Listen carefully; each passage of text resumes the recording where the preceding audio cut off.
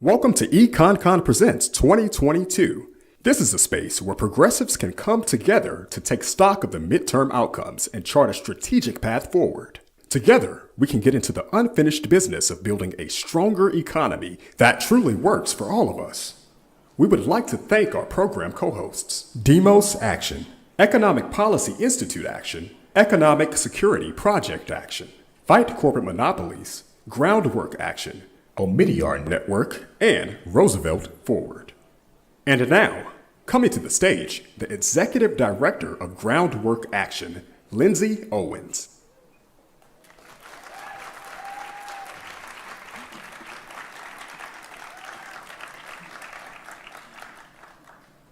Hi, everyone. Welcome to EconCon Presents. We're live here at the historic Howard Theater, and we've got 600 folks from around the country tuning in today on their devices. So a great hybrid event for you. I'm Lindsay Owens. I'm the Executive Director of Groundwork Action. We're the economic campaigns arm of the Groundwork Collaborative and a co-host of today's convening. I have the pleasure of welcoming you to the event today and talking for just a couple minutes about the awesome afternoon we have planned. So first, let's talk about the lineup. We have pulled together some of the sharpest minds in media, in politics, and economic policy to really help us make sense of last week's historic midterm election and to discuss how we can build on that momentum to really advance an economy that works for all of us. So today with us, we have Washington Post columnist Perry Bacon Jr., Working Families Party Director Maurice Mitchell, pollster Anna Greenberg, Senior Advisor to Senator Sanders, and founder of More Perfect Union, Faz Shakir, and a keynote by the inimitable Senator Elizabeth Warren. So we've brought together all of these leading voices today with two goals in mind. The first is to talk about the lessons we can take away from last week's historic midterm election.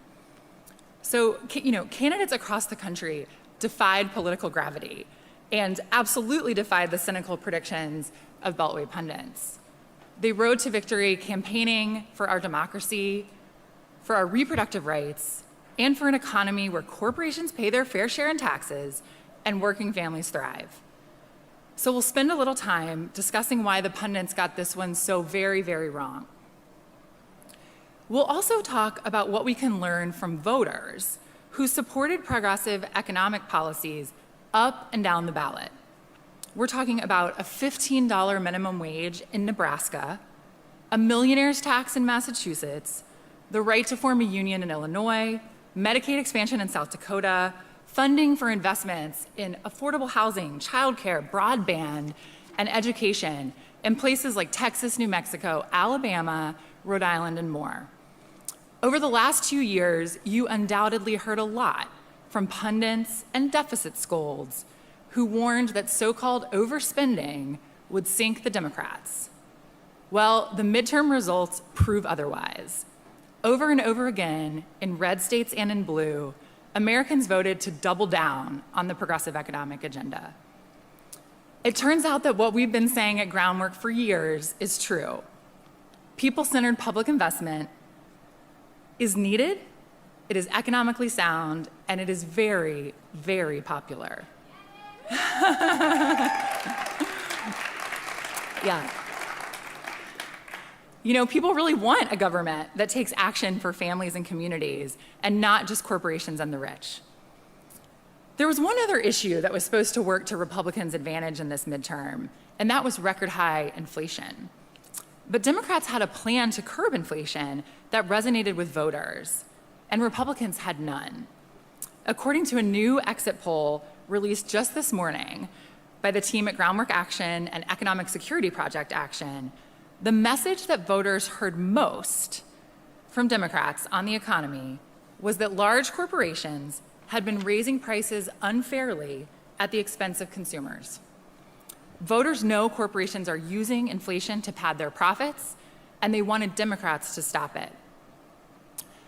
But despite our electoral successes up and down the ballot, the sobering reality ahead is that we're still staring directly at a Republican-controlled House. And the last time we were in a somewhat similar position, back in 2011, it didn't go so well.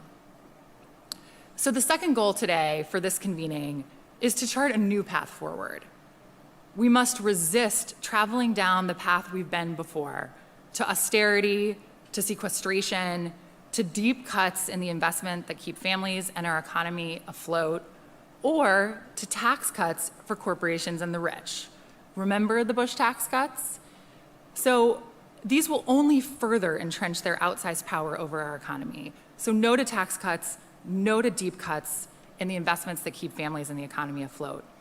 We also must resist bipartisan compromises where the only thing we compromise on is people's livelihoods. So it's clear that voters want their lawmakers focused on what they are focused on, building some economic security for themselves and their families. We need affordable housing and childcare, a supply chain that can actually stock the shelves, and to start making things in America again. And we need to take on outsized corporate power with aggressive antitrust enforcement and by taxing corporations and the rich. So we can't rest on our laurels, and we can't be satisfied with merely returning to the pre-pandemic economy. An economy where economic security is still out of reach for too many, especially Black and brown folks. We have to do more. So that's where you all come in. This year's EconCon Presents will be a space where progressives can come together and build on the momentum of last week. And tomorrow we'll get back to work. So thank you so much for being here with us today. Thanks to all the folks who are watching from home and in their offices. And a special thank to our amazing co-hosts, Demos Action, EPI Action, Economic Security Project Action, Fight Corporate Monopolies, Groundwork, Omidyar Network, and Roosevelt Forward for making today possible. And to our amazing events team, Black Ops, highly recommend them, and the great staff at the Howard Theater who've made all of this possible. And just one shout out in particular to the Groundwork team who's been working so hard, and to the fearless leader of our events team, Claire Guzdar, who made this all happen today.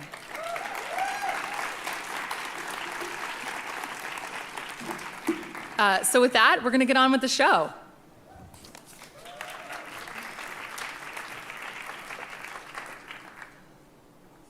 And now, coming to the stage, the Executive Director of Fight Corporate Monopolies. Please welcome Helen Brosnan.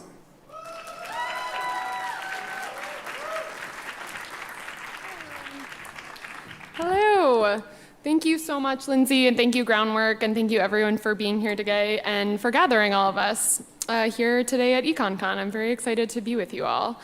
I just first want to offer a tremendous amount of gratitude for the collective work so many people in this room did over the past 2 years to really deliver such powerful and decisive wins. It's no small feat to defy the odds, prove the pundits wrong, and also offer an affirmative vision for the country in a difficult political moment. But we did it, so thank you. I'm the Executive Director of Fight Corporate Monopolies. We are the sister organization of American Economic Liberties Project, and we are a progressive advocacy and electoral organization dedicated to breaking up political and economic concentrations of power. And this is a really exciting moment for us. For the last year, we've been standing up programs to build evidence that a progressive, populist economic framework rooted in sharp local contrasts with powerful corporate entities could bolster Democratic candidates' electoral performance. Last week, we saw our theory come to life in many ways. A diverse set of candidates who were able to expand beyond partisan divides to villainize the giant corporations that price gouge, ship jobs overseas, abuse workers and small businesses, and corrupt our politicians and democracy, both made inroads with persuadable independent voters and excited an existing Democratic base of voters who are fed up with the status quo. We conducted a large research project that ultimately showed there's widespread popular support for economic populist perspectives across race, geographic, and education lines, including bold policy ideas we don't often hear in the mainstream. And so many candidates really came through and responded to that demand this cycle. We disseminated messaging, research, policy interventions, and conducted several independent expenditure efforts and saw that taking on corporate power finally is a winning case. From Congressman-elect Pat Ryan in upstate New York, pledging to take on the utility monopolies in his county, to Congresswoman-elect Summer Lee offering a vision of multiracial working-class solidarity in the face of massive corporate influence in our politics, to Senator John Fetterman embodying economic populism at every turn, to Minnesota Attorney General Keith Ellison fighting his hedge fund opponent on corporate price gouging, We saw this play out in so many crucial elections. And in case you had this one on your election bingo card, Congressman-elect Chris DeLuzio in Pennsylvania was the first candidate to use the phrase corporate jagoffs in an ad. Republicans tried faux right-wing populist rhetoric, and they failed. It turns out, when the messages only seek to divide people and are backed up by absolutely zero substance, you fail. That's where we come in. Democrats won because we actually have an agenda that can work for working people of all races and all backgrounds, not just hollow rhetoric that punches down. From bold visions offered on the campaign trail to progress made in the Biden administration, we've given voters a peek at a more vibrant, inclusive future where our economy and our political system and our democracy are not held in a vice-like grip by corporations and their enablers. And now we have to deliver for them. We actually recently just put out a corporate power agenda this week, offering the new Congress a governing agenda to rebalance power away from monopolies and Wall Street, and fighting for workers and small businesses, really to confront that corporate influence that can take over our politics. And we're hoping it can help supercharge our legislative battles over the next 2 years and keep substance married with powerful messaging and encourage Democrats to pick tough fights for working people. This could not be a more timely conversation for our current political moment. And I have good news because we have an incredibly impressive panel of the perfect people to address this path forward. And with that, I would love to introduce each of our panelists and bring them on stage. Perry Bacon is a Washington Post columnist. In his work, he focuses on two major themes: the growing radicalism of the Republican Party and the right, and the efforts mostly on the left and among Democrats to create a more just, equitable society. Before joining the Post in May 2021, Perry had stints as a government and elections writer for Time Magazine, the Post Politics Desk, The Griot, and 538. He has also been an on-air analyst at MSNBC and a fellow at New America. He grew up in Louisville, and he lives there now. Maurice Mo Mitchell is an American activist and musician, currently serving as the national director of the Working Families Party, a progressive political party known for cross-endorsing candidates through fusion voting. Mitchell earned a Bachelor of Science degree in political science from Howard University, and after college, he returned to Long Island, where he worked for the Long Island Progressive Coalition. Mitchell then worked as an organizing director for Citizen Action, and during the Ferguson unrest after the shooting of Michael Brown, Mitchell temporarily relocated to Ferguson, Missouri to work with other activists.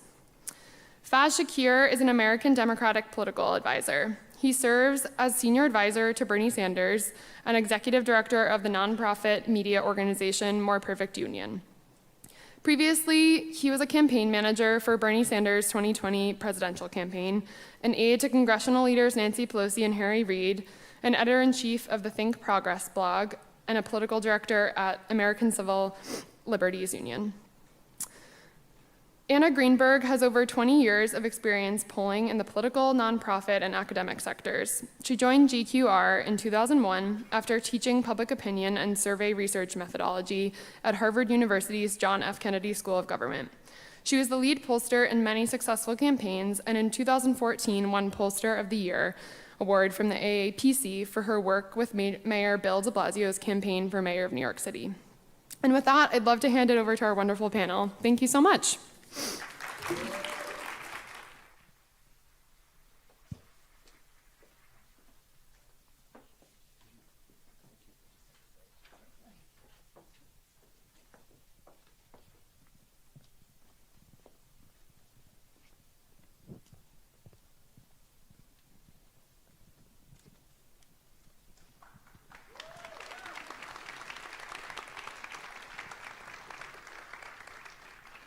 Good afternoon. Nice to see everyone. Thanks for coming.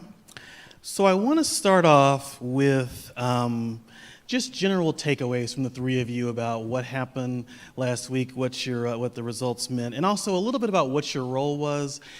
I should know this, but I don't really know what the Working Families Party director does on election day or the days before that. So everybody talk about what you were doing in the weeks before the election as well. So start with Fess. Thank you, Perry, and nice to be with you all. Appreciate the invitation. So a couple of things. One, I kind of wear two hats. So one is with Senator Sanders, we traveled all over the country. Bernie did 19 stops over 7 states in the course of 10 days, hit a bunch of campuses. We're at the, rattle them off, Oregon, California, Nevada, Texas, Wisconsin, Michigan, and Pennsylvania, largely rallying a youth vote. And we were very pleased to see that in the normal midterm cycles, you have significant youth drop-off, and we did not have significant youth drop-off. We had huge lines, particularly in the races that mattered. A big deal was a deciding factor, so we were pretty happy with that. With another hat, obviously, run More Perfect Union and journalism content around economic justice issues, and on that score very quickly, I think Lindsay mentioned it in her opening remarks, is if you had done survey research, and we did survey research, you saw some of it yourself, Perry. If you did this last year and you asked people what's the cause for inflation, a plurality would have told you a version of Joe Biden or Democratic policies. And over the course of a year and a half, we changed that narrative, working together with a bunch of people in this room, such that on Election Day 2022, Biden Democratic policies were not seen as a major driver of inflation, and rightly so. I think corporate greed and to some degree the war in Ukraine and snarled supply chains were seen as the cause for inflation. And that mattered so much at a point where voters were going into the voting booths voting on economy as the number one issue, recognizing inflation was something serious to be dealt with, and saying that the Biden path seems much more appropriate than whatever these Republicans are offering. And I think that was a credit to everybody who helped build a movement to say, let's discuss why inflation in America is happening, and proud to say we played some part in that. So thank you for moderating, and thank you all. So the Working Families Party, for those of you that don't know about us, we're a national political movement that essentially believes that our politics should work for the many and not the few. We're a independent political party with a ballot line in New York and Connecticut. And we do a lot of work all across the country. So we endorsed close to 1,000 people around the country in a number of states. And in the days before the election, I was crisscrossing states, intersecting with Bernie in a few places. I was in Pittsburgh, in Philadelphia, in Milwaukee, a lot of the swing states, on the ground with our activists and organizers and our candidates. Was with Summer Lee in Pittsburgh. Shout out to Summer Lee, who'll be, joining a number of others. We had a wonderful election day by all measures. Also, we as a country had a wonderful election day. And I think one of the reasons why is voters, and there was work done to make this happen, voters were voting against fascism. And there was a lot of work to be able to connect the dots between abortion rights, LGBTQ rights, our economic rights, and the ways that Republicans and the far right were a collective force to reduce our rights. And voting with Democrats was a path towards expanding our rights and preventing, and also our democracy. So that's pretty clear. But also, voters were voting for something.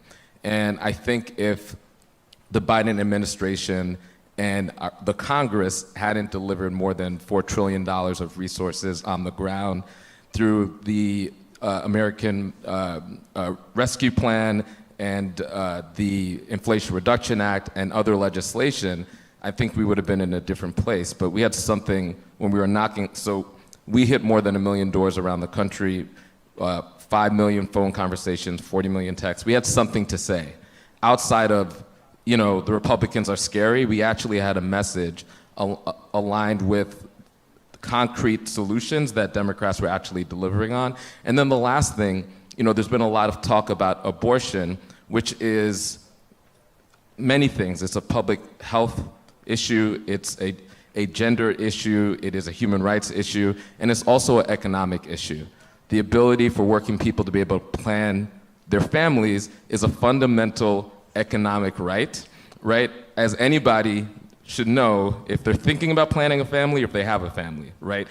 Children are expensive, right? And so people understood that. They understood what was at stake. They understood the stark nature of what was at stake, and they voted accordingly in historic ways. And we were able to at least buy ourselves some time. The Trump movement is still alive, but we've at least been able to buy ourselves some time in order to do the organizing. It's like a monster movie where there's 30 minutes left of runtime, but you think the monster's dead, but there's more movie to go. I think we're in that moment, and we're gonna have to continue to keep this electoral momentum going into more organizing, more governance, in order to consistently demonstrate that contrast between us and the far right.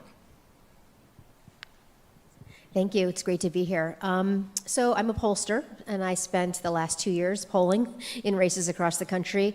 My firm, I did 5 statewide and about 8 congressional races, but my firm overall worked in about 35 races in just about every state where there were congressional and statewide races. And so I went to bed on Tuesday night at 3 a.m. just going, I'm so happy, I'm so happy, I'm so happy. Not only because Democrats won and I think saved democracy. I think that if Democrats had lost, our democracy would be in serious jeopardy, and it still has a lot of problems and there's a lot of danger, but we're in a much better position than we are if we'd had election deniers as Secretary of States in Michigan and Arizona and places like that. Also really pleased for my industry and my profession that the polling actually did pretty well this cycle. But let me just say a couple of things about, when we, for statewide races, we're already doing research, in 2021, and then with congressionals, the research starts in 2022. And in the early research that we did, one of our biggest challenges was the economy. It certainly, inflation grew over the course of 2022, and really the peak where if you looked at the polls where Democrats were doing the worst in the cycle was in like June, that's when gas prices were about $6 a gallon, depending on where you lived. But the challenge even leading up to that, coming out of COVID and this kind of strange economic recovery, was people feeling deeply insecure, a lot of uncertainty, a lot of anxiety. Had a sense that Biden was going to come in and fix things, and it didn't quite work out. Afghanistan really undermined confidence in him as a president, even though that's not directly related to the economy. It kind of undermined a sense that he was in control and a strong leader, and it was a real blow from a voter perspective. And so we had to spend a lot of time thinking about how do we talk about the economy and trying to find the balance between sort of talking about accomplishments, the things that Maurice is talking about, the Inflation Reduction Act, Rescue Plan, in a way that's credible to people. Because, to be honest with you, a lot of people didn't feel the direct effects of those programs. So, particularly with the case of the Inflation Reduction Act, that none of it's happened yet.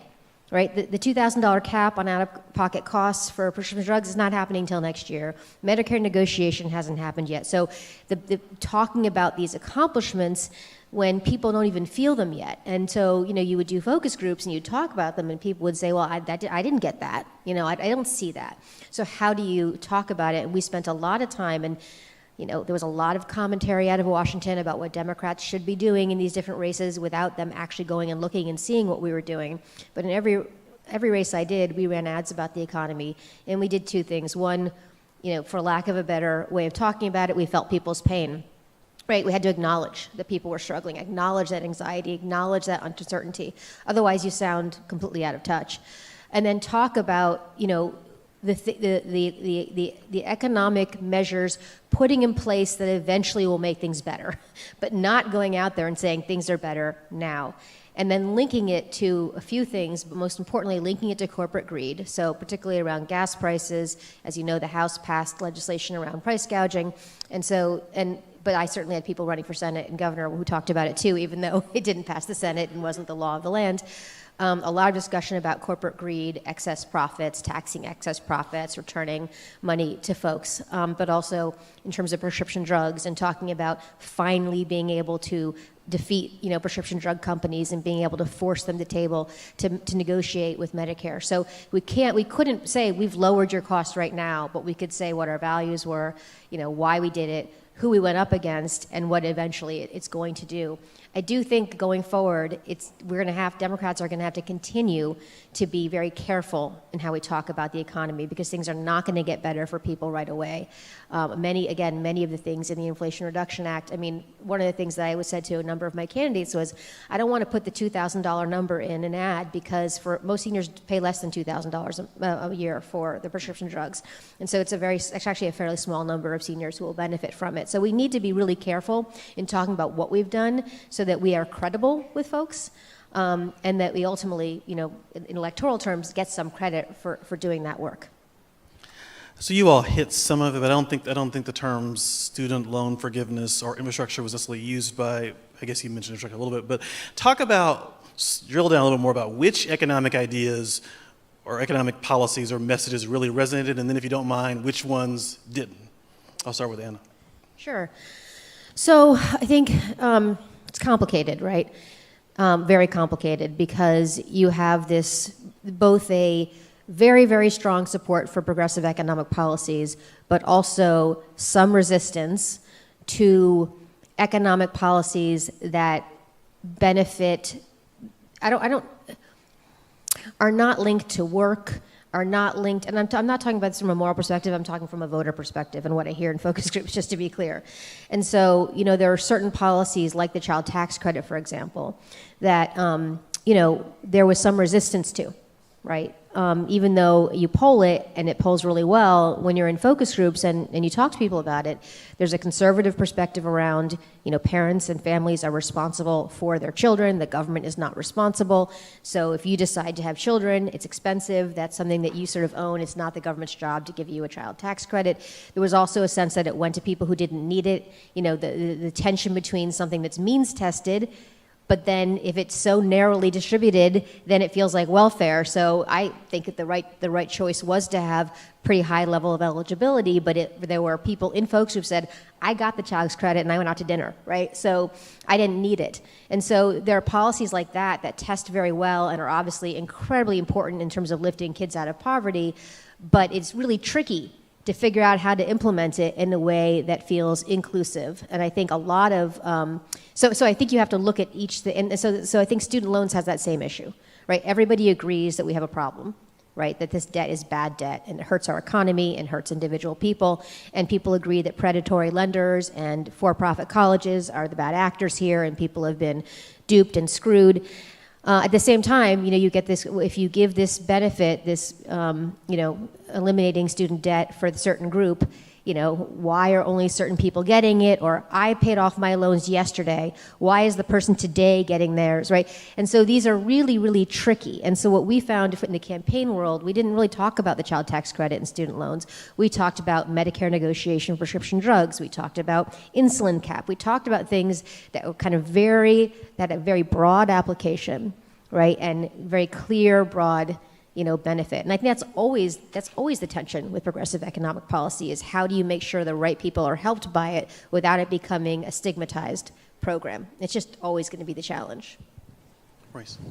Yeah, I would agree that one of the economic policies that when we were at the doors, we were having conversations with, and I think is both universally popular, and it's something that Democrats consistently have as one of their core positions, is the ability to control the prices of life-saving drugs. And we also, it's one of the reasons why we primary some Democrats when they don't go along with that, because we think it's one of the ways where Democrats need to be consistent, and it builds the coalition to include a lot of independents and other people who agree with it, and we know that's an area that Republicans just will go. I would say, though, as it relates to, looking at the audience, I see some people who might be college age or soon out of college. All of you look very young to me. The cancellation of student debt struck a chord that mobilized the base of the Democratic Party that I think was very helpful for Democrats. I hear smatterings. Right? And, it was from our standpoint, in our base, with our volunteer base and the energy needed to get people who are giving their volunteer hours and small dollar donations and feeling inspired and breaking off the patina of cynicism that gets them in motion, concrete victories like that was, to me, very electorally helpful in terms of the people who are the base and the sort of core of what it actually takes to mobilize folks into winning an election. It's not necessarily just about the sort of popularity of a particular position. It's about how that position might mobilize people to believe that they need to get in motion and organize in order to get one party or another towards victory. And I saw that with student debt, which isn't just young people or people who just came out of college. It's I'm in my 40s and I have a lot of contemporaries that had student debt, that still have student debt. I only recently cleared my student debt. So and I think all of these are complicated, right? Because based on the polling, it's one of the reasons why a lot of these economic policies have means tests. I tend to think from a policy standpoint, there's problems with means testing because then the policy has an arbitrary cutoff, and then you almost create a constituency of people who get it and people who don't, which again makes it harder to maintain the policy once it becomes law, right? But certainly in terms of what I saw working, I think broadly popular, anything related to healthcare, because that hits people in such a fundamental place across identity, across politics. And then, the student debt, it was like a shot in the arm that we noticed in our ranks that was undeniable. I would say that they didn't hear enough about us on the economy. They did not hear enough on an economic contrast. And I say that as someone who is pleased with the outcome, very excited about the outcome. I think the message around abortion rights got through loud and clear. The message on the assault on our democracy got through loud and clear. And those were undoubtedly significant factors in driving and mobilizing a Democratic base and coalescing us to have the turnout we needed to maintain essentially the Biden coalition that helped him win in 2020 and then helped us maintain essentially the same seats in 2022. And I say all that saying, now look at all the potential opportunities that are presented to us to get the next 2, 3, 4, 5% in the next cycle, because we didn't even get aggressive about an economic contrast. Think of what that would look like. Think about aggressively campaigning on Medicare expansion, Social Security expansion, right? It's one thing to say, hey, these guys want to attack and kill Social Security, and you did hear that, and President Obama deserves a lot of credit for probably most effectively animating that at a time of need. And yet, you did not get that as a loud and proud brand enough, in my view. Do people know that we love Social Security and Medicare? Yeah, I think they do. Do they hear us actively advocating for the expansion? Probably not. Do they know that we want to take on corporate greed in the way of wanting to institute a windfall profits tax on oil companies? Do you think that got through? I don't think so. To our credit, President's credit, I think he said it near the end of the campaign and suggested he would do it. I would argue to you it's one of the most popular things you could do. I mean, Anna could correct me on the survey results, but if you didn't, let's go ahead and test it. Expanding Medicare, expanding Social Security, instituting windfall profits tax on the rich, and then giving a rebate back to consumers in their pocketbooks. Let's test it. Let's run. And to my mind, one of the frustrations I had and I still carry is that while we had this great success, right, we did, excellent. Let's keep it going. Let's build on it. We went through a painful year of Build Back Better, in which predominantly 2 senators throttled a lot of the ambition there. Which 2 senators are you talking? Oh man, they happen to be up in 2024. Sanders and Warren. You might be playing in some primaries there, Maurice. Maybe. But I think in Center Mansion. So we went through a difficult, tendentious fight. And at the end of it, we got the Inflation Reduction Act. And I want to echo everything that Anna was saying about the idea that you can't just go back and say, hey, we came, we saw it, we conquered, we passed the Inflation Reduction Act, everybody's success, we're done here. Because if that's the message, then what are we voting for you to maintain office for? What's next? Give me the next 2, 3, 4 things that we're going to do. And I guess to my dismay here, that some of the things that were left on the chopping block almost felt like they left the public conversation. Like, and expanding Medicare was one of those, expanding child care, right? Imagine when inflation continues to rise and higher in people's minds, and you're not talking about that. One way I got to deal with your family cost of living is I have a plan for making child care more accessible and affordable for you. And I think the paid sick leave, there were some elements there that felt like you could maintain, give me 2 more Senate seats, and we're coming back for more, in a way that builds credibility with the audience. Because what I sensed and felt from some in a Democratic Party was that we passed American Rescue Plan, we did CHIPS, we did infrastructure, and then we did the Inflation Reduction Act, all significant accomplishments. And we flinch because we might think that maybe the progressive economics that we were pursuing, in which we did stimulus and Medicare prescription drug negotiations, student debt relief, and domestic manufacturing, maybe that was bad. And you could feel it in the air. Tell me I'm wrong. Like maybe we shouldn't be loud and proud about talking about why we did that stimulus check. Let's not talk about that anymore. And you're like, well, what? No, the idea is to advocate and argue that it was right. It delivered 2 Senate seats in Georgia, by the way, one of the major reasons to deliver 2 Senate seats in Georgia. And yet it felt like we walked away, not only from the advocacy and the defense of the things we did, and the things that got left on the chopping block in Build Back Better. You build credibility and say, and we're coming back for more, and here's why. And I think we, to some degree, lost the thread of why we did those things, why they mattered, why they're effective, and why they're a better solution than whatever a crazy MAGA movement is trying to put on the table. I don't think it's too much of a debate, but there were 2 sort of differences that were expressed here. So I want Anna to respond to his contention that there wasn't enough talk about economics, and I don't think he said there wasn't any, but I don't want to talk you respond to that. And then Maurice, respond to her comment that student loan debt we can't really talk to people about, where we have to be careful about that, because you get it there, but it's sort of reconcile what you said with what she said on that, if you don't mind. So Anna first. Sure. I mean, I agree with much of what was said on the panel, but I just, for a friendly amendment about we didn't talk about these issues, I think actually Democratic candidates, I can only speak for the many that we did in my firm, talked about economy a lot in a bunch of different ways. And so I did Mark Kelly's polling, and I would say 1/3 of our ads, and I think we ran about 70, were on the economy, including not just prescription drugs and healthcare, but chips, supply chain, trucking. I loved the trucking ad. If you guys ever watched the trucking ad, it was one of the last ads that we ran.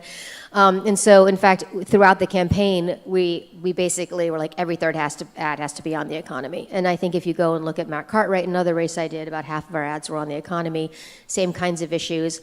And by the way, also mentioning things like corporate greed and that sort of thing. And also, not this is the economy per se, but a lot of discussion of not taking corporate PAC money, about who you're for.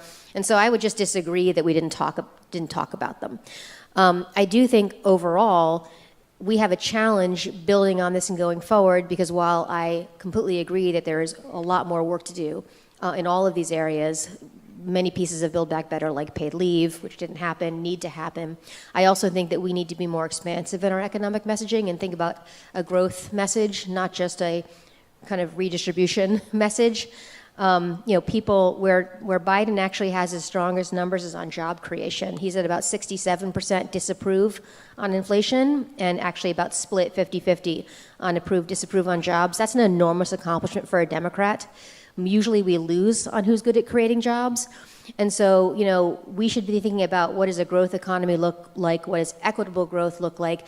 We should be talking as much about people who don't go to college as we talk about student loan debt. And I think that has to be where we go next. Every cycle I poll on apprenticeships and skills training and alternatives to college, and and it's always, it is cross-partisan, cross-class, cross-age. It is incredibly popular. I work for Michelle Lujan Grisham. Now it's free to go to college and trade schools in New Mexico. We advertised about that.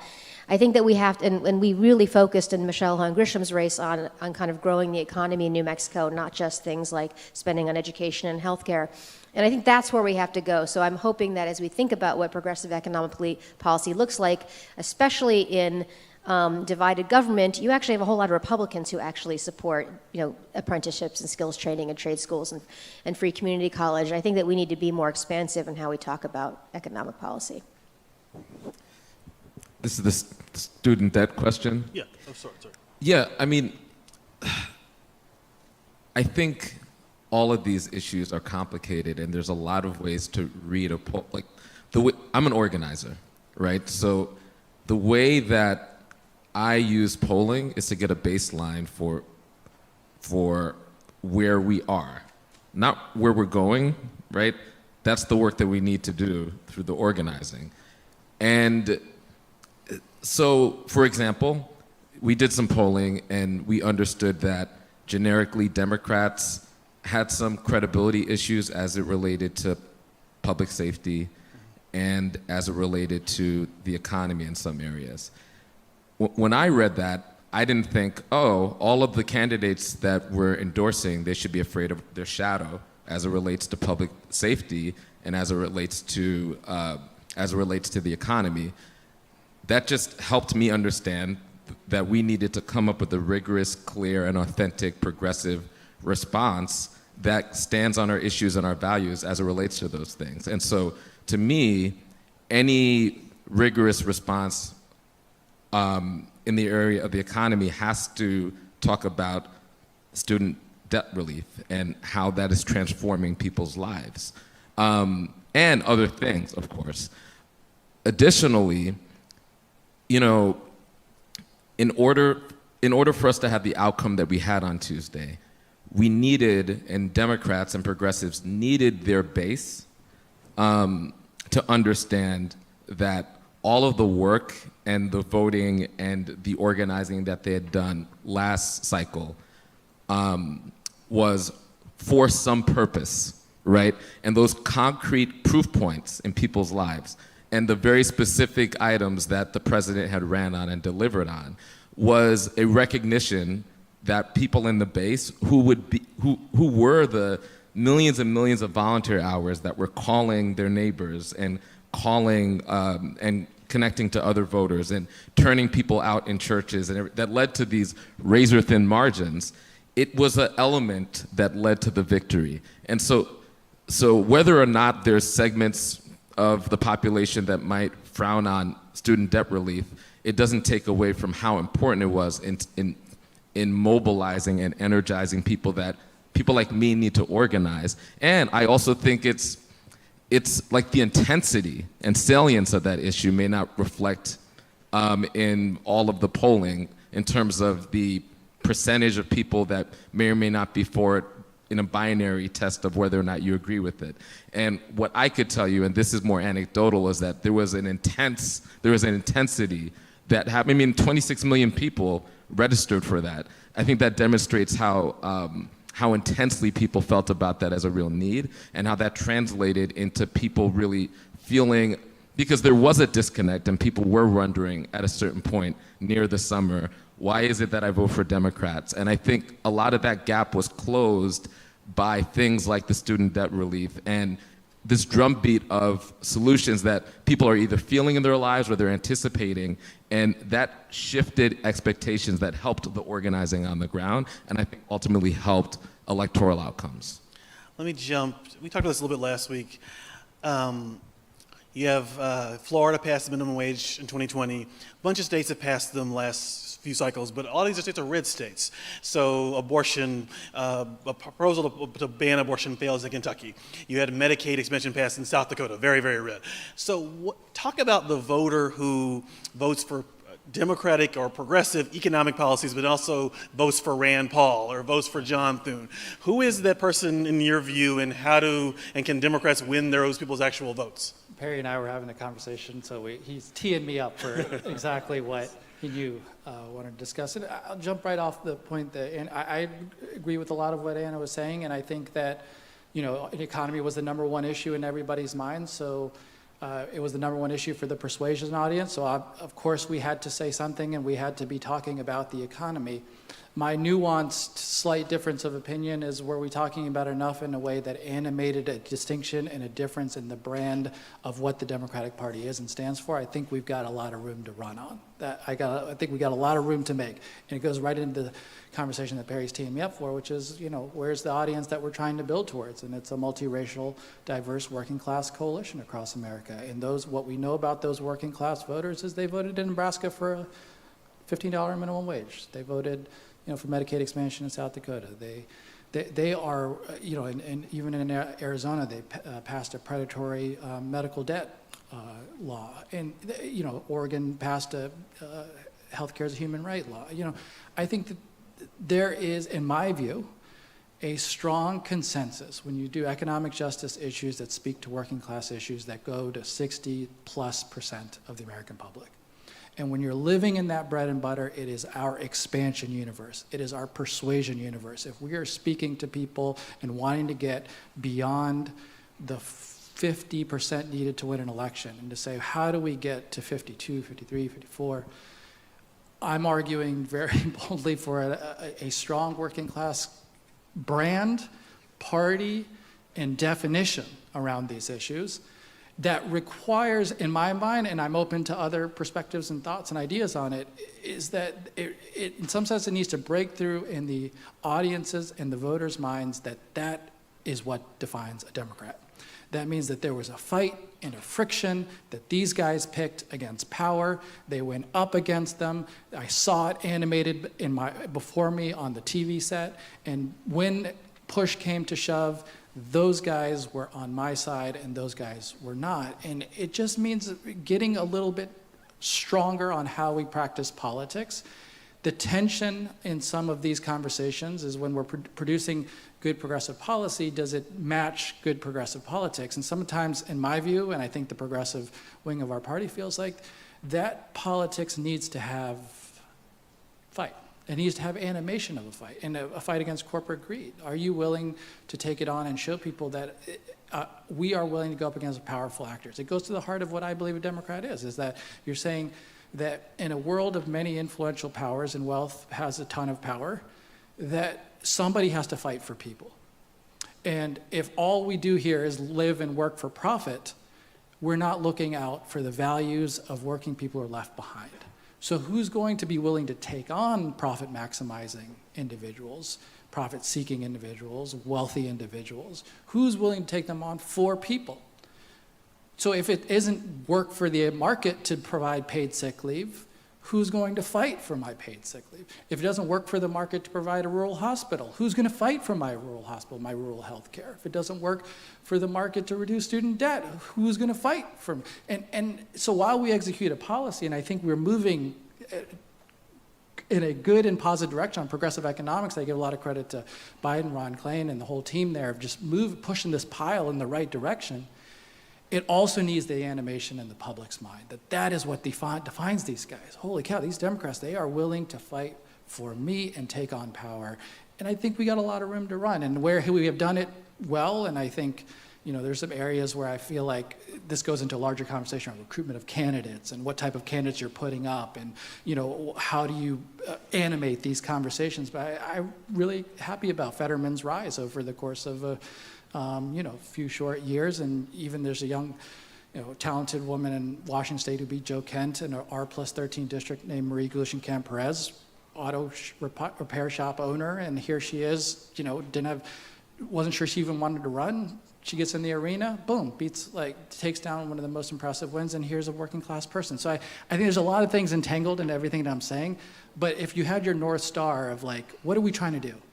Get working class voters back. That's our job. And we're just very quickly before I conclude, before we get very laudatory about what happened, it's dangerous that we lose a popular vote in 2022. Right? It is. And even if you go back to 2020 and reckon with 2022, you're still needing to reckon with in a crazy, after 4 years of Trump and watching that disaster of an S show, that you still have a lot of people saying you're going to vote for the House Republicans, and we're still in a polarized tribal climate. I get it. We are in polarized tribal. The way out of it is to kind of reach these middle class, working class voters. Either one of you want to add? Either one of you want to add anything onto that? No. Okay, good. So, because I have two more questions, and then we'll go to the audience. What are taking Biden trifecta in Washington? What are the two things you were glad the Congress and the president enacted, and then what is one thing you really think was either a mistake or really left on the table? I think that infrastructure and chips I will go back to my point about economic growth and equitable growth and being the party of growth and job creation. I think those two pieces of legislation allow us to, I think, create and build a narrative about how we want to provide good paying jobs, stable jobs, jobs with benefits. And I think that is, if talking about kind of cross-class coalitions and cross-racial coalitions, I don't think anybody disagrees with that sort of agenda. And I think that we should be doing more of it. And I'll go back to skills training and apprenticeships and community college and alternatives to college. I think that kind of growth economy, supply chain, domestic manufacturing, Republicans, and I should have added supporting small businesses who actually create most of the jobs in this country. And I think that people perceive that Republicans are much more interested in small businesses than Democrats are. And, if we're going to compete and make the contrast that we're talking about the Republicans, we have to be people that people trust on the economy. They trust us on our values. They think that we're for regular people, that we care about poor people. They think that, that we're advocates. After the 2012 election, Obama in the exit polls was seen as better on supporting the middle class, but Romney was seeing better on the economy and job creation. We need to own both of those spaces, right, in order to compete with the Republicans on the economy. And so I thought that chips and infrastructure, and we advertised extensively on those issues in our races, just kind of creates this foundation for being about equitable growth. One thing you wish he had done or something didn't go well. Wish they'd done. I got to be honest with you, I thought we wildly exceeded any expectation of doing anything. And so to me, it was like a cornucopia of accomplishments that we could talk about in the campaign. So it's hard, I'll think about it, but I was pretty excited about what was accomplished. I'm a journalist. We think only in terms of Right. negativity, but Okay. others don't. Go ahead, Marie. No, I mean, there's a lot of the agenda that remains to go through or be passed, right? Like, there was a huge opportunity around structure, like in a moment where actual fascists nearly won power in key states and are planning to take over our federal government. We had an opportunity to pass some structural democracy reform that we didn't. And I think that was malpractice, that didn't happen. And also, there were components of the Build Back Better agenda that included the care economy, right, that was left on the floor. And we need to figure out how to pick that up. I mean, there's so many, Democrats, I think, yes, there were accomplishments, and when you take a step back and the fact that there's trillions of dollars of resources sent directly to state and local governments and directly to taxpayers and to individuals, that's significant, it's historic. And in that governing window, there's still a lot more that I think could have been done. I think it was a mistake. It's interesting, like, I disagree strategically that we should have separated have a bipartisan sort of infrastructure bill, because I think that sort of lessened the demand for us to actually have a larger package. And then at the end of the day, like, the two senators that you talked about, ended, and as well as a number of people in the House, a few of which we primaried, and some of which won't be coming back to Congress, created the conditions where they sabotaged the full agenda. And I think that was a mistake. And, when Democrats have the ability, I agree, like, every single day, people should get it in their heads that what Democrats or progressives, what we do is every single day, we look for opportunities to fight for working people and to fight against organized capital and have a legislative agenda that tells that story. And I think there were missed opportunities in doing that in terms of this. I mean, again, it's kind of wild to even say this because the scale was intense, but the scale could have been even more if we didn't have two senators that kind of blocked, stymied, and slowed down the progress, and sometimes arbitrarily, like, what's the difference between 379 billion and 308? It's like some of the stuff is just like maddening. Even though we did a lot, we could have done a lot more. And I want us to have that appetite to do more. We could do both. We could celebrate the wins and actually demand more. And I want us to figure out how to do both. President Biden and his team are doing some impressive things on corporate accountability. We've got a great antitrust effort going on. Some of that has included making things like hearing aids broadly accessible and affordable to a lot of people. And when you're trying to think about how you animate those issues for people, we obviously got to work on building a distribution of information so that people do know these kinds of things are happening. But there's also got to be animation around it. I think our politics is still yet catching up to an area that Biden is leading the Democratic Party on, because it would have gone back many decades, and these kinds of things you wouldn't have necessarily seen in a robust antitrust agenda from prior Democratic presidents. Now you do, so now you need politics catching up to it. So how do you start going out and talking about, here's what actions we've got going? One, slight critique or constructive criticism of people as we get into policy design. You pass something like Inflation Reduction Act, and I appreciate that you're going to have to reach compromise, and you're going to have to bring down your hopes and of what you wanted to get done. The one thing that was a sense of frustration for me is when you know you're about to pass something, put something in there that's immediately beneficial. Immediately, but to the thing that Anna's raising. We should be able to go out and talk to people about, yes, we passed the Inflation Reduction Act. There's 5 provisions that are going to hit over the next 4 years that are going to have some impact. But what we definitely did in the next few months is we made insulin $20 for you, right? And whatever it might be, that one thing that I'm going to do, Medicare is now at 64, so when you retire at 64, you're going to get it now instead of 65. Whatever it might be, give something that is tangible, that people can feel, touch, smell, and I think this is a particularly unique challenge for us as Democrats rather than Republicans, because we believe in government. And because you believe in government, you have a cynical populist, particularly in the persuasion audience that you're working against, people who might not believe that government can do anything anymore. And you're saying, hey, we're making it work for you. Trust us. We're going to get domestic manufacturing back. We're going to build these jobs. And I trust that there is going to be this. It's a long haul. Shovels are going to ground. It's going to take a while. But one of the ways you start to restore and build that confidence is, boom, I got something that immediately touches you. That's why I thought the stimulus was really critical, right? It's touching you, you feel it, you sense it, that yes, this would not have happened in my life were it not for a Democrat. And I think as we get into more policy design conversations and merging them with politics, I hope that more people are incorporating that line of thinking, is that we're going to pass these kinds of bills, got to have something in there that we're going to immediately go tell people about.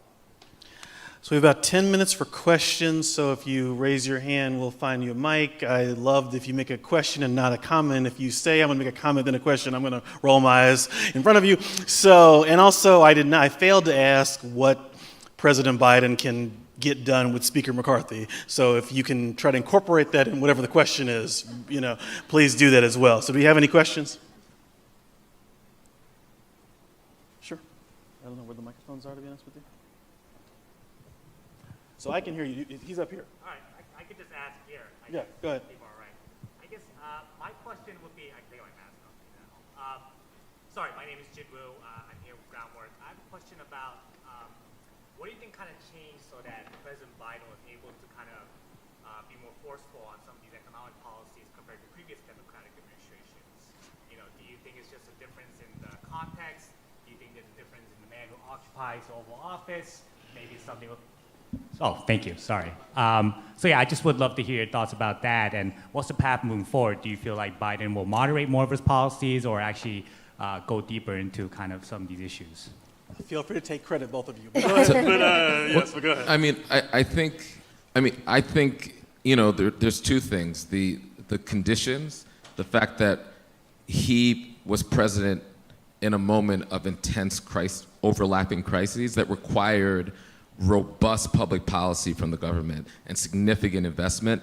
And then Bernie, Elizabeth Warren, the primaries and the movement around the primaries and the mass movements that were demanding and then were a key component of his electoral sort of majority that led to his victory. I think the combination of those two things created the conditions for Biden to legislate and the Democrats to legislate in a much more robust and progressive way. Just want to say two things. One, I also think Biden is genuinely a populist, right? And I think if you look at his background and his work as a senator and then as vice president, I just think he's genuinely a populist and genuinely opposes, massive corporate power. The other is none of this would have happened without Nancy Pelosi. I just got to give her a shout out because that was a very small majority in the House, and she killed it. On the Pelosi point, we always take for granted. Remember, John Boehner led the House, and then Paul Ryan led the House. There were always these factions and efforts, and like they bring votes up, and they would sometimes fail. They never knew what the vote count was. Never happens with Nancy Pelosi. When she brings it up, it wins, and we take it for granted, as Anna said. I think that when you look at the movement, the progressive movement, that certainly it stems back to 15. When certainly I think we were building a desire to say that there was a lot of silent pain and suffering out in the world that the Democratic Party needed to speak to, and that movement started to build. And I think successfully, not only politically, which I think gained a ton of attention, Senator Sanders' two runs, and as Maurice mentioned, Senator Warren and others, just showing that there's a lot of desire for it. But I also think we want an intellectual battle. Because what Maurice is mentioning, it matched with reality. Reality was catching up. You say, hey, if people are falling this far behind on student debt, if they're falling this far behind on a cruel and dysfunctional healthcare system, aren't you going to have to say something about the prescription drug crisis? We lived through COVID, and you have people struggling, not going to work. What kind of a system is going to be there in place? Well, they happen to be progressives. They happen to be what we've been arguing for the better part of 4 or 5 years. So we've meshed those things together, and to Anna's point, and by not only, I think, having a working class DNA, but I think more importantly around his political composition, which it's old school politics, which is that he's willing to be persuaded. So he doesn't tend to dig in and say, this is my ideology and where I stand. Student debt, for those of you who followed it all, right? If you track the trajectory of that over the course of, I lived it during the primary and watched where his positions were, and then here's the president executing student debt plan that was very different than some of the things he was saying in the primary. It's a credit. It's a positive when you have a president and the team is willing to say, pressure me. I welcome the pressure. Build a movement. Convince me. Persuade me. And if you happen to be right, I'm going to move my position. And I think all of us have taken that to say, okay, great. We will. We'll make constructive criticism, and hopefully it will persuade you. And I think to his credit, he is often persuaded on these things. Other questions? In the front here. Go ahead. I'll just go. Maurice, you're New York based, or your organization has deep roots in New York. The margin in the House looks like it'll be almost completely explained by New York, if not totally. What's going on in New York State? Anna's going to answer too, because she explained this to me before we came on. So, but there's many ways to answer that question. The story actually, begins with so Governor Cuomo. You're a big fan. We have a relationship. So his appointees on the court are the conservative appointees in the court. When Democrats passed their lines after redistricting, which were competitive and good for Democrats, Republicans reliably sued and went to the courts. And the block of Cuomo appointees sided with the Republicans and set into motion a chain of events that led to the outcome that we're in right now. And so the lines no longer benefited Democrats. It caused a mad scramble for seats, and we had, including the chair of the DCCC, leaving his seat and bumping another congressperson out of their seat to go to a seat that he thought was better. He lost, by the way. The seat that he left was actually won by another candidate. The point is, it turned into chaos, right? And the other piece was that the Democratic Party infrastructure was not the most robust infrastructure, right? Like, you have Democratic parties like Wisconsin, which I think is like a gold standard of what a Democratic Party can be. And then you have the Democratic Party of New York, which is anemic. And they didn't have the capacity. They raised and spent like upwards of $40 million, mainly on television ads. And there was very little of the operation that you would need to have statewide in order to get where you needed to go. And then it was just like I think because of those lines, some very, very tough races, but it's a combination of political mistakes, the demographic realities, and then electoral errors in terms of how you're like actually building a robust Democratic Party infrastructure on the ground. The shining light, I'm going to take credit for this, is that we had a very robust Working Families Party infrastructure.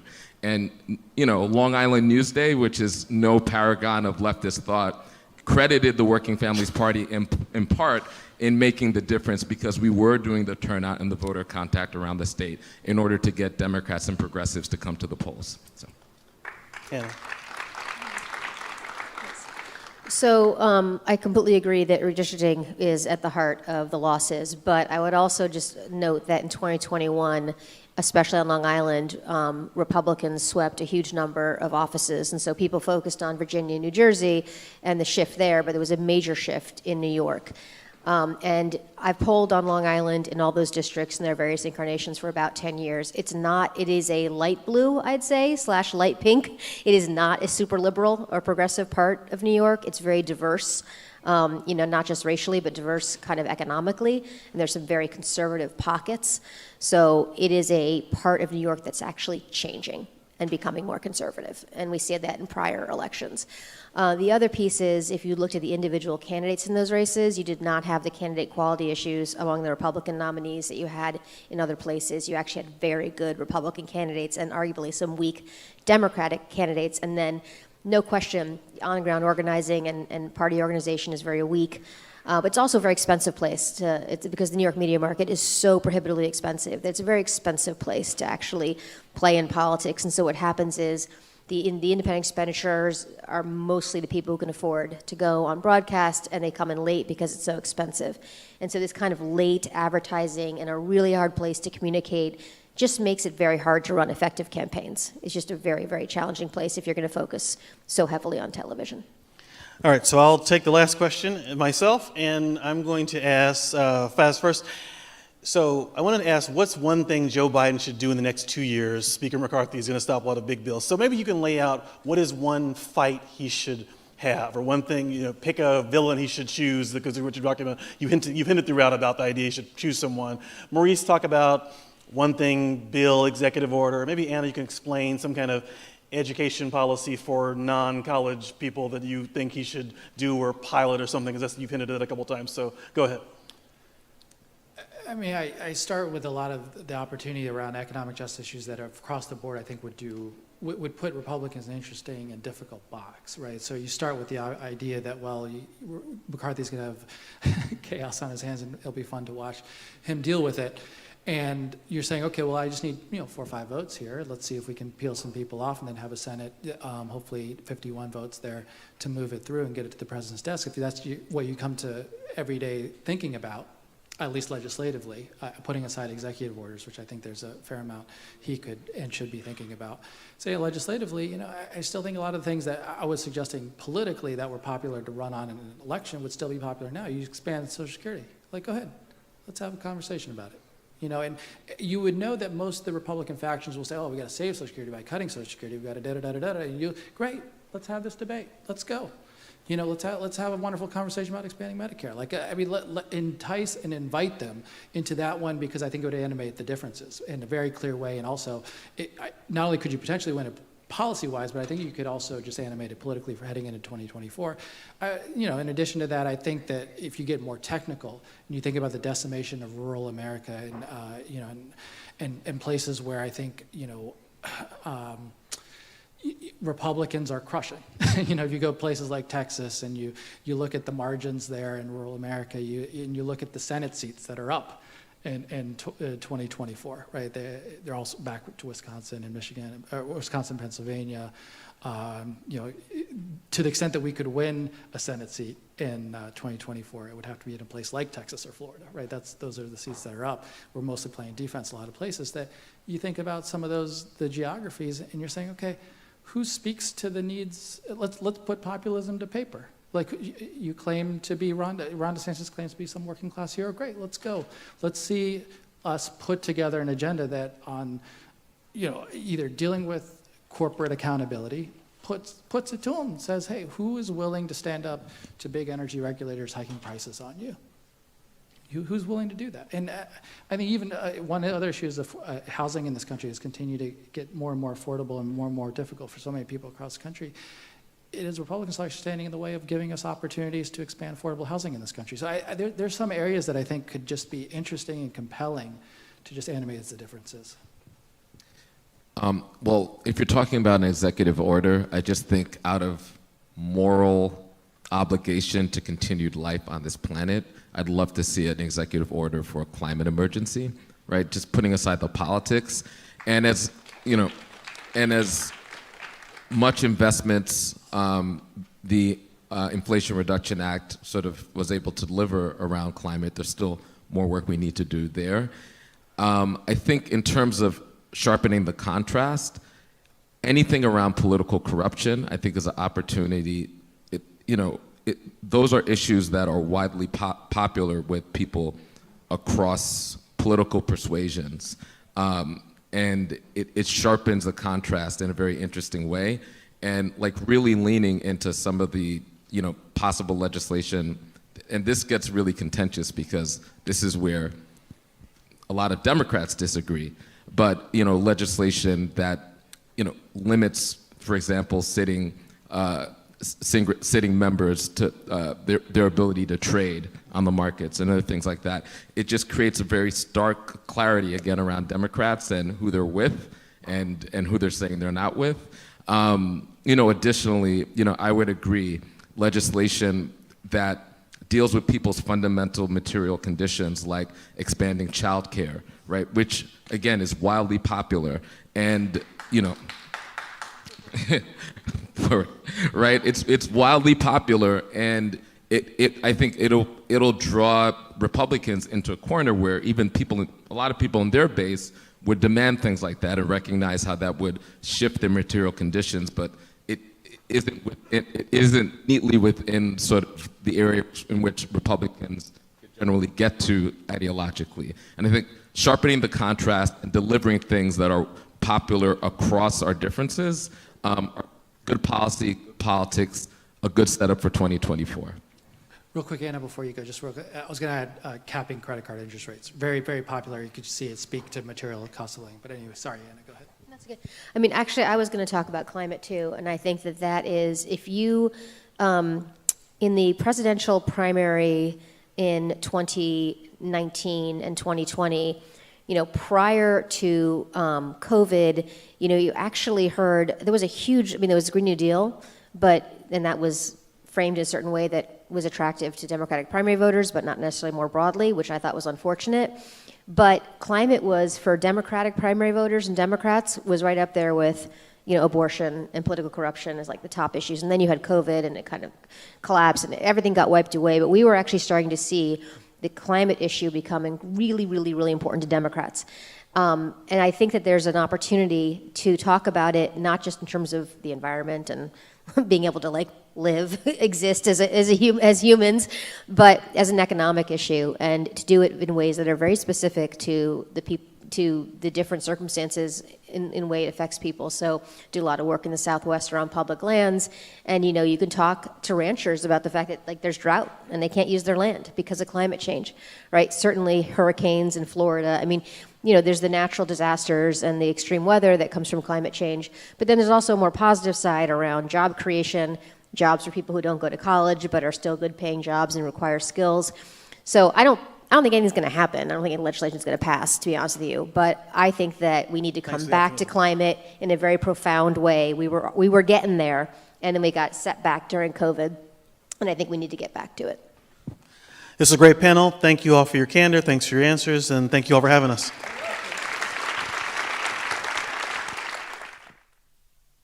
Welcome back. Please welcome to the stage the director of the Campaign for a National Homes Guarantee and the director of KC Tenants, Tara Raghuvir.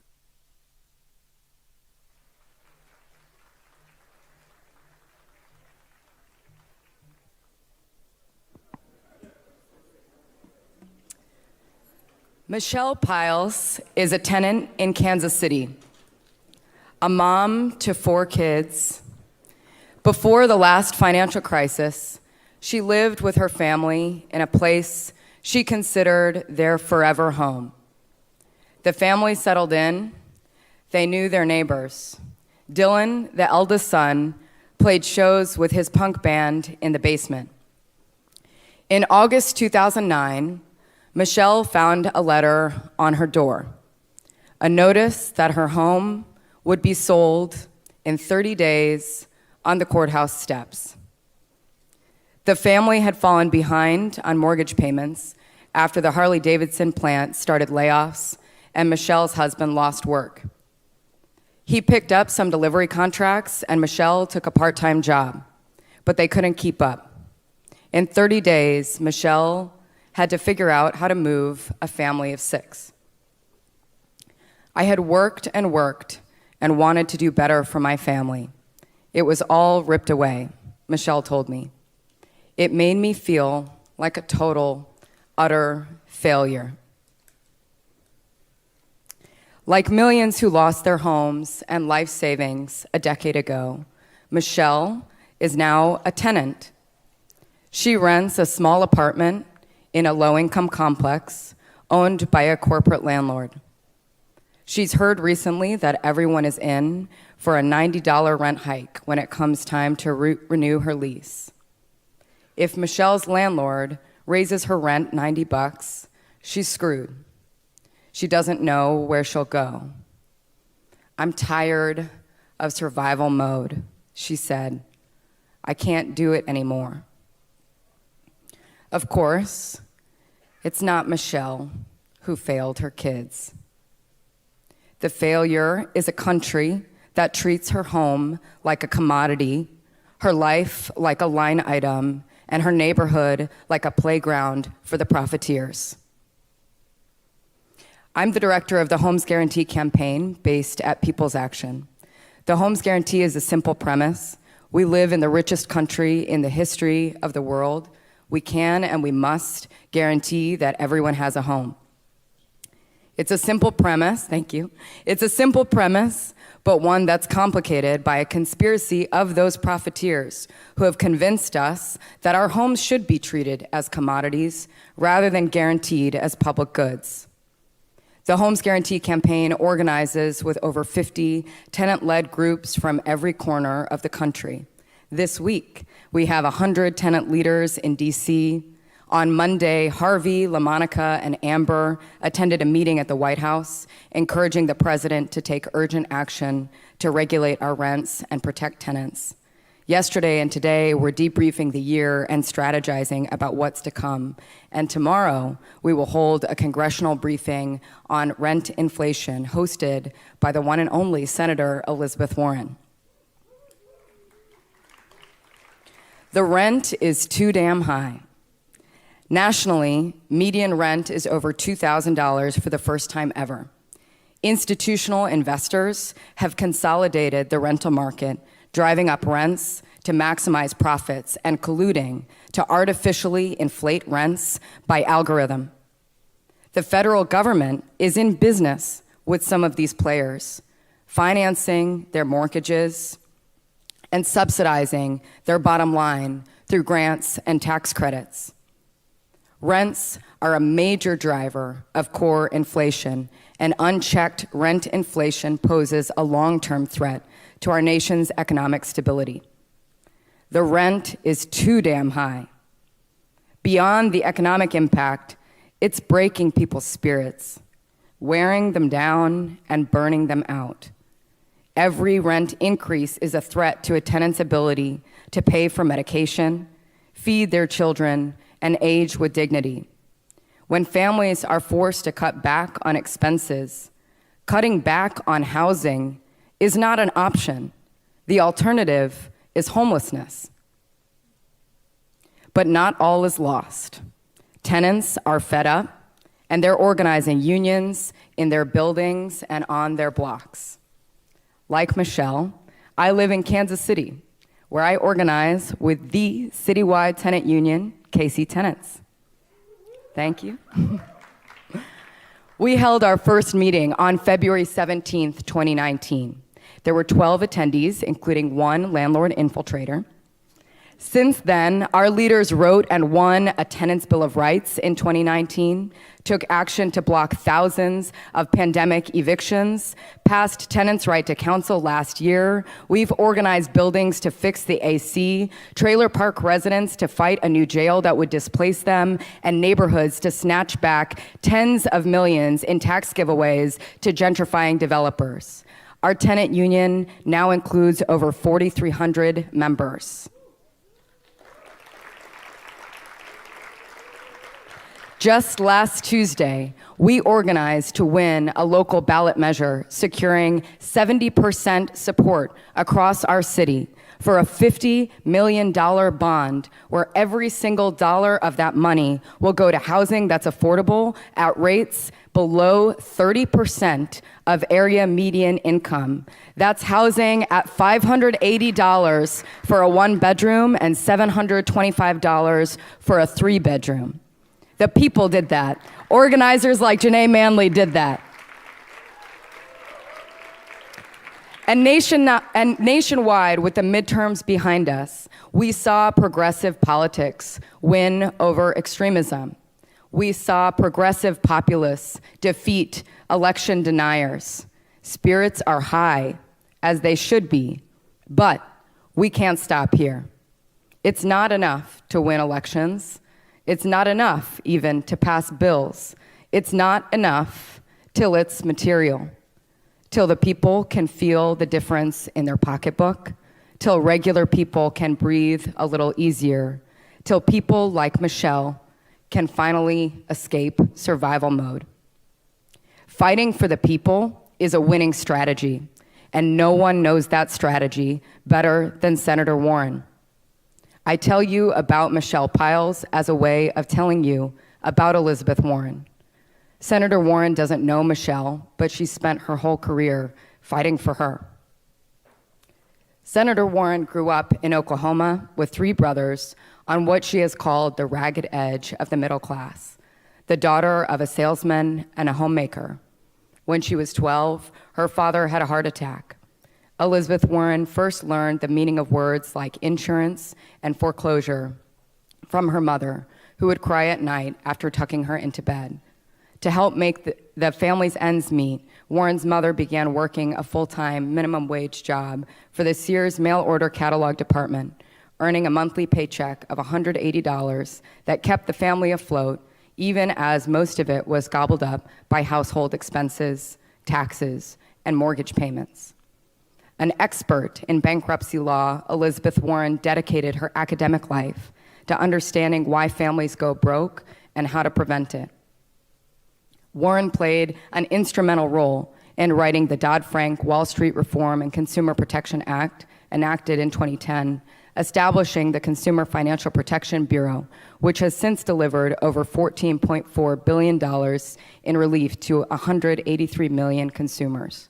In the wake of the financial crisis, Warren was one of the first to sound the alarm about the dangers of institutional investors buying up distressed government properties. I cast my first vote ever for Elizabeth Warren when she became the first woman elected to the Senate from Massachusetts in 2012. Since that time, Senator Warren has made it her business to fight for the people, to take on the profiteers, the speculators, the monopolists, those who treat our lives like money-making enterprises. And boy, do we need more of that fight today. Michelle Piles and millions like her need that fight today. In organizing, we say, there are no permanent friends and no permanent enemies. But Elizabeth Warren is about as close to a permanent friend for working people as someone could get. Please join me in welcoming this year's keynote speaker, Senator Elizabeth Warren.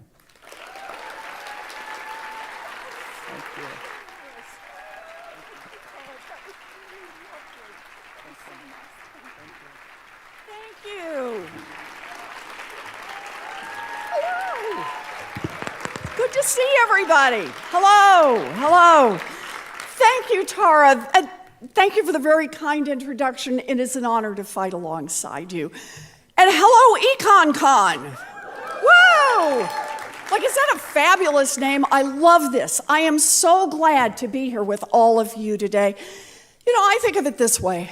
All of you spend your days on the front lines of economic policy, fighting for working people. You care deeply about improving the lives of struggling families, and there is no one I would rather gather with to discuss the lessons of last week's midterms. Yep, it's us. So, let's start with the good news. Despite the predictions of Washington insiders and lobbyists and pundits, Joe Biden presided over the best midterm elections for the party in power in 20 years. Voters did their part. They beat expectations and they broke records. A lot of people were surprised by last week's results. Not me. The 2022 midterms prove that Democrats can beat Republican extremism by fighting for working people and making our democratic values clear.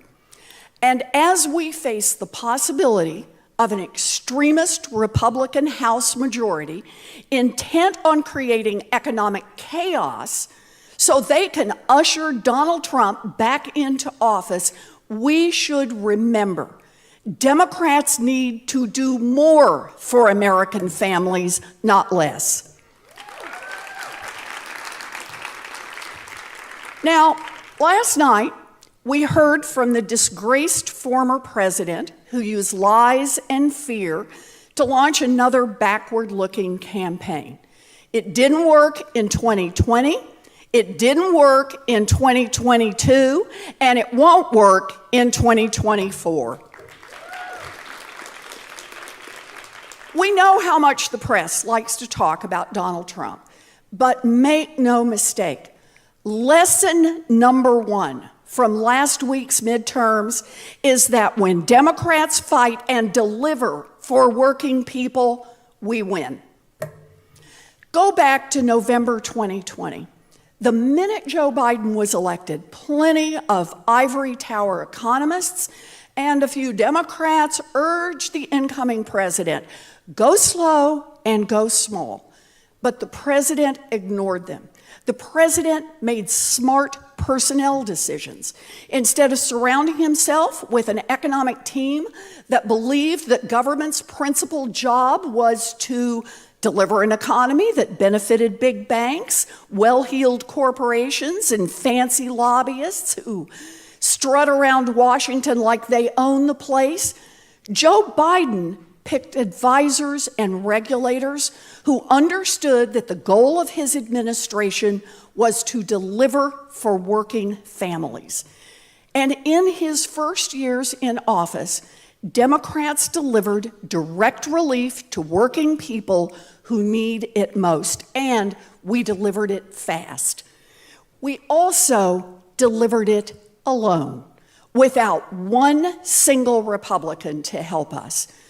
Despite endless Republican attacks designed to convince people otherwise, the evidence shows that by and large, we got it right. The American Rescue Plan was popular. It was also successful in saving the economy. It helped people survive the pandemic, and it helped us win elections. And then, a little over a year later, in August 2022, we passed the fully paid for Inflation Reduction Act to lower family costs and to reduce the deficit. The week the IRA passed was the single best week of the Biden presidency. Don't take my word for it. It's the view of the national press. I just want to read you a few headlines from that moment. Biden's best week ever. Biden is on a roll that any president would relish. Joe Biden got the vibe shift he needed. And my personal favorite, wait, is Biden a better president than people thought? The headlines were right. The IRA showed people that Democrats were fighting to reduce costs, and it helped us win elections. And then, just a few days later, President Biden followed up by announcing a plan to cancel student debt. Think about that. A handful of talking heads and lobbyist-friendly Democrats and anti-government types went nuts over that. But the president's poll numbers went up. Tens of millions of people signed up for student debt relief. Youth voter turnout last week was through the roof. Yeah, think about that. You know, this is about good policy and good politics. This action on student loan debt relief will deliver help to huge numbers of working families around the country. And make no mistake, we will deliver student debt relief. We're going to get that done. So 2 big successes, but remember, for more than a year between those 2 successes, costs for families were rising. And a few Democrats blocked much of the president's agenda for working families. They torpedoed the president's plan to reverse the Trump tax giveaways. They blocked proposals to cut skyrocketing housing costs and childcare costs. They thwarted efforts to fight corruption in gerrymandering, defend democracy, and protect abortion rights. Just consider childcare. For decades, the United States has barely invested in childcare.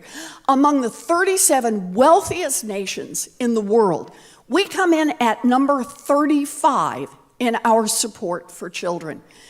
And parents cannot afford to pay the full cost of care. Add the pandemic, and now we have millions of parents who can't work because they can't find someone to care for their children. And that is why over 80% of Americans, including the majority of Republicans, support big, bold investments in childcare, not just Band-Aid pandemic funding. But we failed to get it done. We also could have lowered the cost of housing, the single biggest expense for most working families. The U.S. is short 7 million homes, while the cost of rent is skyrocketing. The president's plan for expanding our housing supply was just plain old common sense, but it was whittled down to nothing by Democrats who expressed vague concerns that we were just doing too much. So yeah, we got a lot done for American families, and let's celebrate that. But we could have done a lot more to show those families that we are on their side. If Democrats had delivered more of the things that touch people's lives, things like childcare and housing, we could have picked up additional votes that we needed to hold the House and expand our lead in the Senate. I want you to think about what that would mean. Right now, we would be drafting legislation to get more help to American families instead of confronting a potential House Republican majority that is intent on creating economic chaos. And so that brings me to lesson number 2. When families are hurting, deliver more. Our performance in the midterm was not judged solely by what we did or didn't get done. It was also judged by our willingness to fight for the families who sent us to Washington. Take student loans. It's a good example. About 90% of the debt is aimed at people, debt relief is aimed at people making less than $75,000 a year. That is critical help aimed at the people who need it most. There are more than 2.7 million borrowers in Georgia, Arizona, and New Hampshire. Democrats like Mark Kelly in Arizona, Maggie Hassan in New Hampshire, embraced the president's bold efforts to help these families, and they won their races decisively. Voters also rewarded Democrats who said plainly that they would fight to beat back giant corporations that are driving up inflation. Senator-elect John Fetterman, I'm looking at you on this one. Throughout the pandemic, CEOs said right out loud that they were boosting their profit margins on the backs of consumers. Folks here today heard them say it. And here's the thing, the American public heard them as well. 60% of all voters, Democrats, Independents, and Republicans, believe that corporations have used this pandemic as an opportunity to goose prices and pad profits. The Biden administration listened, and they pursued a bold anti-price gouging agenda in everything from gas to meat, airline tickets to baby formula. Now, there were some economists who scoffed at the notion that corporate profiteering was even happening. And there were Beltway commentators who rolled their eyes at the idea that Democrats ought to talk about it. John Fetterman ignored all of that. He embraced populist economic policies. He called out corporate greed, and he won. Yep. Candidates up and down the ticket called out price gouging from big oil to grocery chains, and they won. Democrats also talked about what's at stake for our rights. They talked about our democracy. They talked about abortion, and they won. And I want to say one more thing on this point. You know, the cable news gurus may talk about democracy and individual rights as if they are completely separate from the economic well-being of families. But voters know better. Americans know there is no economic freedom when individual freedom is on the chopping block. They know that there is no economic stability when insurrectionists are marching on the Capitol. And they know that abortion is a kitchen table issue that affects a woman's health and her economic security.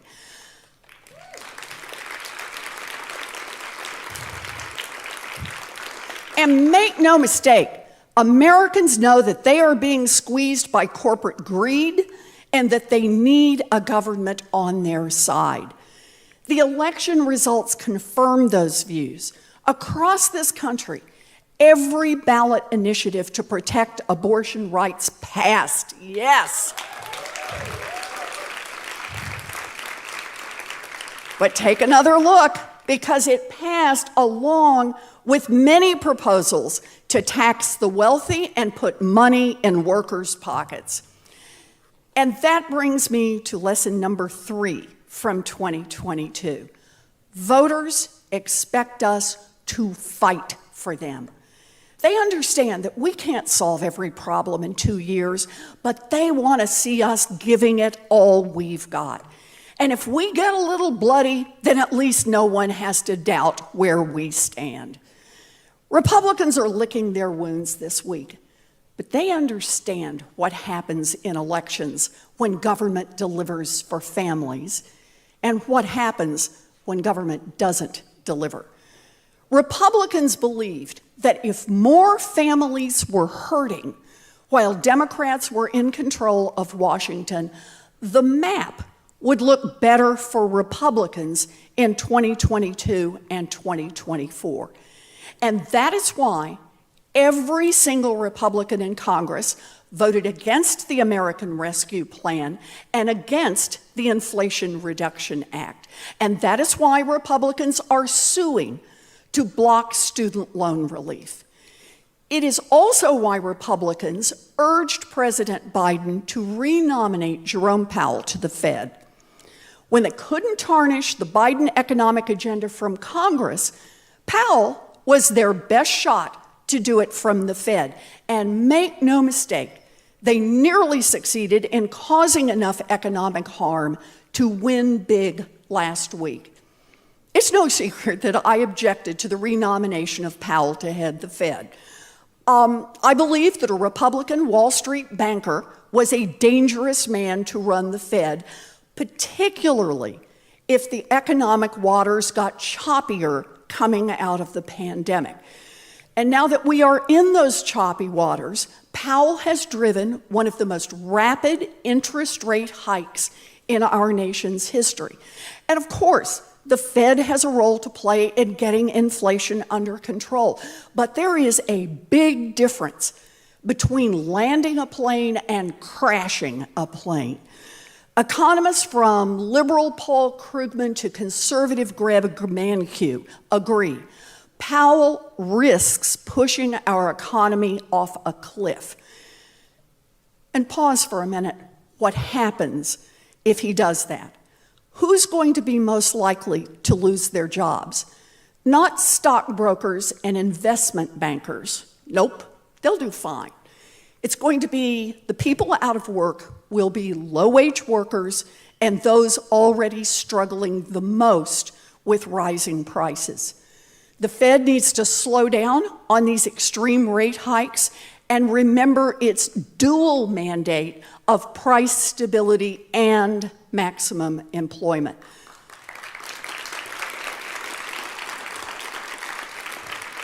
We just can't let up on this. The jobs and livelihoods of millions of Americans hang in the balance here. Now, the president offered the Powell nomination as an olive branch to Republicans. The Republican response was to break the branch in half, set it on fire, and then spend hundreds of millions of dollars attacking the president for Powell's interest rate decisions, arguing that Biden is responsible for families paying. The Republican strategy ahead of the midterm elections should not have been surprising. Republicans have long had a history of imposing pain on working families to try to create political benefit for themselves. Remember 2010, as people were struggling to get back on their feet from the 2008 financial crisis. Mitch McConnell announced that the goal of the incoming Republican majority would be, and I quote, for President Obama to be a one-term president. They didn't care what was good for working families. They cared about seizing power. And as soon as they took control of the House in the 2010 midterms, congressional Republicans held the economy hostage over the debt ceiling. They demanded two concessions: cut off help for families losing their jobs and their homes, and advanced tax cuts for the wealthy. That Republican recklessness caused rating agencies to downgrade the United States government debt for the first time in our history. The Republican strategy, as it turned out, was not enough to defeat Obama in 2012, but it was more than enough to prolong economic suffering for millions of Americans. Republican austerity kept unemployment above its pre-recession levels for 7 years after the recession officially ended. That pain and that chaos helped Donald Trump get into office. And that is the heart of lesson number 4. When Democrats are in charge, Republicans will try to impose economic pain on families so they can blame us and seize power for themselves. And that takes us to the challenge that we face this January. If Republicans take the House, the incoming GOP majority represents a dangerous new force in American politics. Like their predecessors, they are openly hostile to voting rights, to civil rights, to abortion rights, and to human rights. But these Republicans, these new ones who are coming in, they pose a new kind of threat. They have new members who were last in Washington alongside a mob that decided to storm the Capitol on January 6th. Their ranks are now stacked with election deniers who have only one goal: install Donald Trump as president in 2024. These Republicans will use any tool they think might work to hurt working families and to cut taxes for their wealthy donors, to cut Medicare and Social Security, to starve public schools and healthcare providers, and to block efforts to lift children out of poverty. They will use thinly disguised appeals to racism and xenophobia. And above all, Republicans will eagerly sow economic chaos so they can turn around and blame Democrats for economic chaos, all in service to moving Donald Trump a few inches closer to the White House. If Democrats let ourselves be bullied by Republican hostage-taking, we will hurt the families we came here to help. And for good measure, we will be voted out of office in 2024. And that takes me to lesson number 5. Capitulating to extremists is not only wrong, it is a losing strategy. If ever there was a time for Democrats to grow a spine, now is it.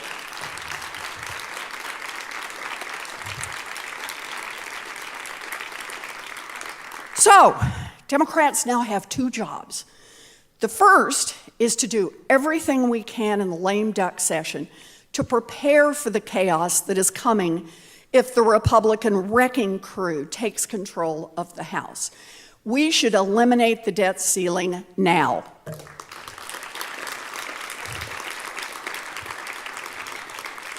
The debt ceiling does not limit spending. It simply creates leverage for Republicans who are willing to destroy America's standing in the world and damage our economy in order to promote Republicans' own political power.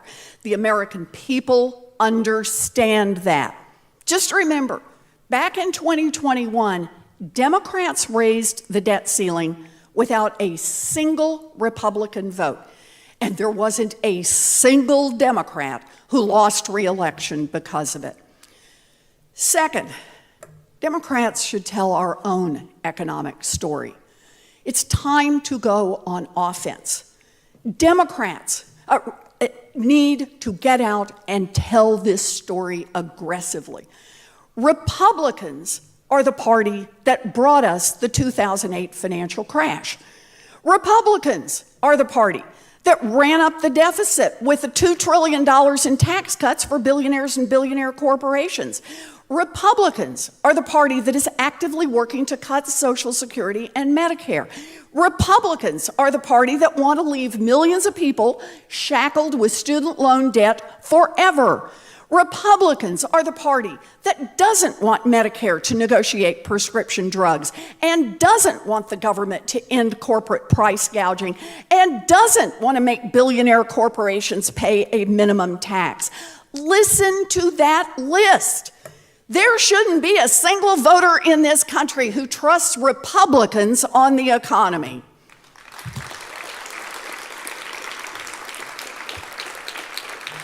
And if we get out there and make our case, there won't be a single voter who trusts Republicans on the economy.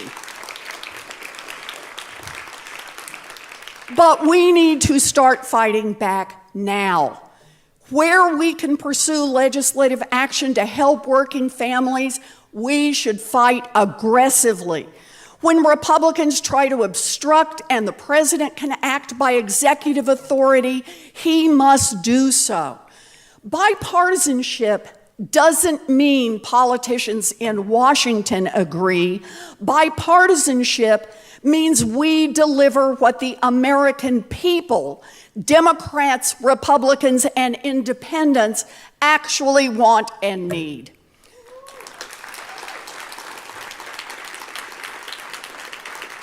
So yes, now is the time to push for universal child care. Now is the time to deliver on student debt relief. Now is the time to lay out plans to expand housing. Now is the time to push hard for home and community-based care. And now is the time to make sure that billionaires and billionaire corporations pay for these investments in America's hardworking families. Yep.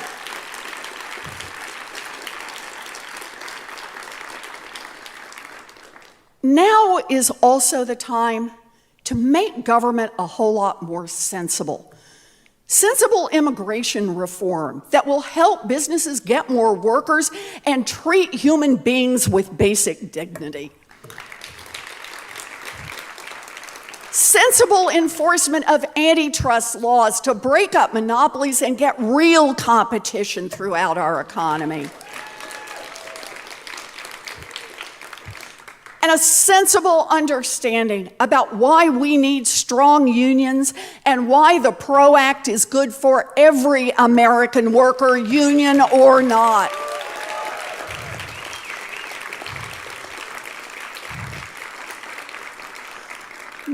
Now is also the time to fight for basic integrity in government, which means neither members of Congress nor top administration officials should be allowed to own or trade individual stocks.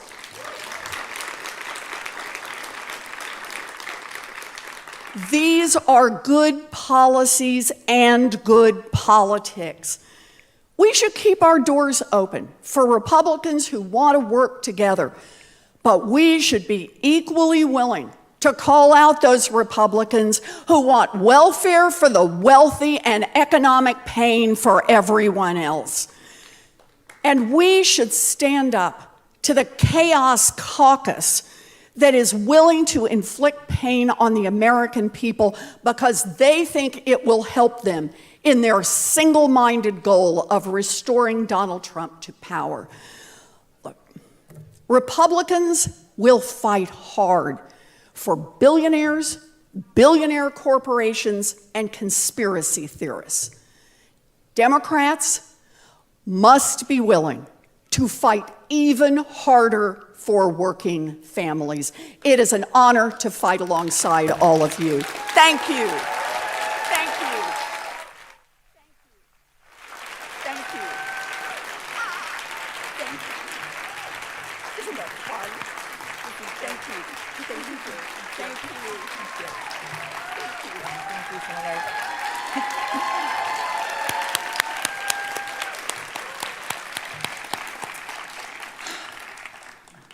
This has just been such an amazing afternoon. Let's do just one more round of applause for Senator Warren. Woo-hoo!